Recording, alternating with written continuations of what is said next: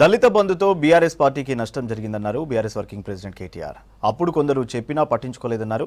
అయితే కొంతమందికైనా దళిత బంధుతో న్యాయం జరిగిందన్నారు. హైదరాబాద్ తెలంగాణ భవన్లో అంబేద్కర్ జయంతి వేడుకల్లో పాల్గొన్నారు. రాష్ట్రంలో కాంగ్రెస్ గ్రాఫ్ పడిపోయిందని, ఇప్పుడు ఎన్నికలు వస్తే బీఆర్ఎస్ గెలుపు ఖాయమన్నారు కేటీఆర్. డాక్టర్ బాబాసాహెబ్ అంబేద్కర్ జయంతి రోజు ఖచ్చితంగా ఆ బాబాసాహెబ్ అంబేద్కర్ పేరు వాడుకొని మోసం చేసిన కాంగ్రెస్ పార్టీని అడగాలి. ఇగో మేం చెప్పిండ్రు కాంగ్రెస్ వాళ్ళు ఎస్సీ ఎస్టీ డిక్లరేషన్ అని చెప్పిండ్రు. అలా బాబాసాహెబ్ అంబేద్కర్ పేరు వాడుకున్నారు. ఏమన్నారు?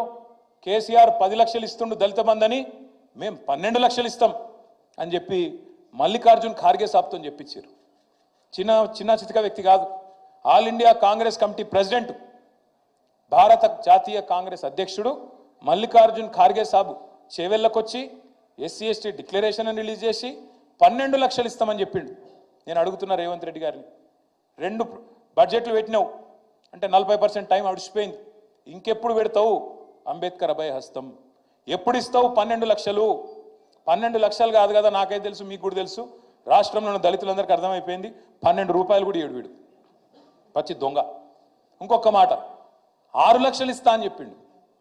5 లక్షలు కాదు, డబుల్ బెడ్రూము 6 లక్షలు ఇస్తా నేను, మిగతా వాళ్ళకి 5 లక్షలు ఇస్తా, ఎస్సీ ఎస్టీలకు 6 లక్షలు ఇస్తా అని చెప్పిండు.